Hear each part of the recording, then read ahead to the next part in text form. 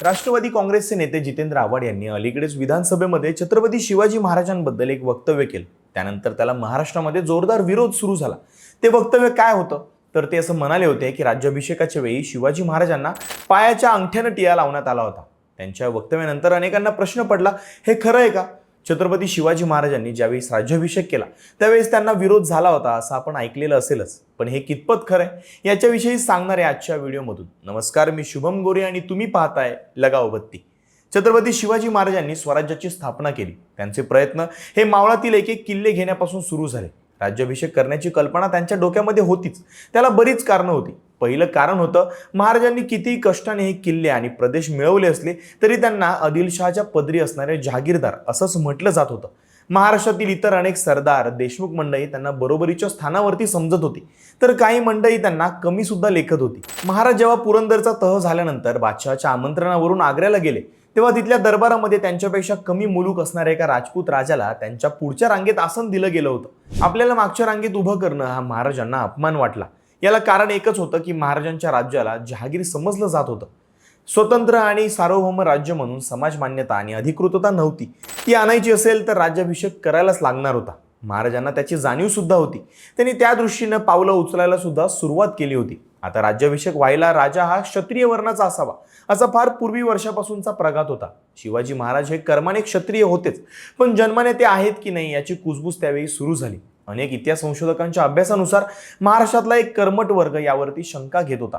महाराजांचं मूळचं वेरूळ इथलं बाबाजी भोसले पाटलांचं हे घराणं क्षत्रिय आहे की नाही यावरती चर्चा केल्या जात होत्या. राज्याभिषेक करायला धार्मिक क्षेत्रातला एक मान्यवर पंडित लागणार होता. महाराजांनी गागाभट्ट या विद्वान पंडिताशी संपर्क साधला. गागाभट्टांनी राज्याभिषेक करण्याचं मान्य केलं. हे गागाभट्ट काही साधेसुधे व्यक्तिमत्व नव्हतं. गागाभट्ट हे मूळचं पैठणचे पण काशीला स्थायिक झालेले पंडित होते. काशीत त्यांना मोठा मान होता. या सगळ्याच्या पार्श्वभूमीवरती शिवाजी महाराजांनी आपलं कुळ शोधण्याचा प्रयत्न सुरू केला. त्यातूनच महाराजांचं भोसले घराणं हे मूळचं राजस्थानमधल्या मेवाडचं सिसोदिया राजपूत होतं अशी तेहरी पुढे आली. त्यानं महाराजांचं घराणं क्षत्रिय असल्याचा दावा केला गेला.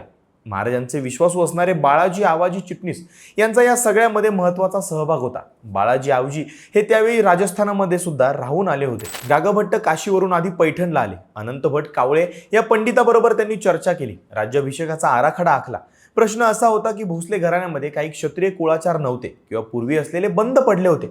मुंज करण्याचा संस्कार त्यातलाच एक महत्त्वाचा संस्कार होता. महाराजांची मुंज झालीच नव्हती.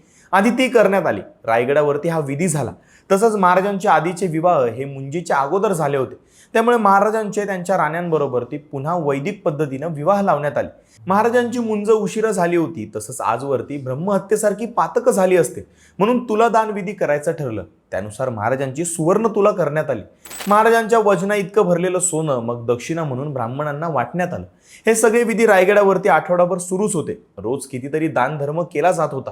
पूजा विधी होत होते आणि पंक्ती उठत होत्या. नंतर महाराजांचा राज्याभिषेक झाला. महाराज स्वतंत्र आणि सार्वभौम राजे झाले. महाराष्ट्राच्या नव्हे तर देशाच्या इतिहासामध्ये ती एक महत्त्वाची घटना होती. पण महाराजांच्या राज्याभिषेकाला विरोध झाला होता. महाराजांच्या क्षत्रिय असण्यावरती शंका घेतल्या गेल्या. त्यांनी अनेक गोष्टी करून या सगळ्याला उत्तर दिली. या गोष्टी मात्र खऱ्याच आहेत. नंतरच्याही काळामध्ये कर्मठ आणि दांभिक ब्राह्मणांकडून पुन्हा हा मुद्दा अधूनमधून डोकं वर काढत असायचा. साताऱ्याच्या छत्रपती प्रतापसिंह महाराजांना त्यांचा काही प्रमाणामध्ये सामना करावा लागला. त्यानंतर कोल्हापूरला राजश्री शाहू महाराजांना वेदोक्त प्रकरणामध्ये याच गोष्टींना तोंड द्यावं लागलं होतं. राज्याभिषेकाला झालेला विरोध हा मुद्दा त्यानंतर अनेकांनी उचलून धरला. प्रामुख्याने ब्राह्मण आणि ब्राह्मणेतर वादामध्ये त्याचा उपयोग करण्यात आला. कट्टर विचारसरणीच्या मंडळींनी त्यामध्ये अजून भर घातली. त्याला धारदार बनवलं. काही संदर्भ नसलेल्या गोष्टी या सगळ्यामध्ये घुसवल्या गेल्या. आता पायाच्या अंगठ्याने टिळा लावणे हे आव्हाडांनी केलेलं विधान त्याचंच एक उदाहरण होतं. अनेक इतिहास संशोधक आता त्यावरती टीका करतात. विधानसभेमध्ये आणि बाहेरही अनेक मंडळी त्यांना मूळ संदर्भ सांगा असं म्हणतात. मात्र आव्हाड त्याचा संदर्भ का सांगू शकले नाहीत असा प्रश्न पडल्याशिवाय राहत नाही. खरं तर यासारख्या विधानांना कोणत्याही अस्सल ऐतिहासिक कागदपत्रांचा किंवा पुराव्याचा आधार नाहीयेच.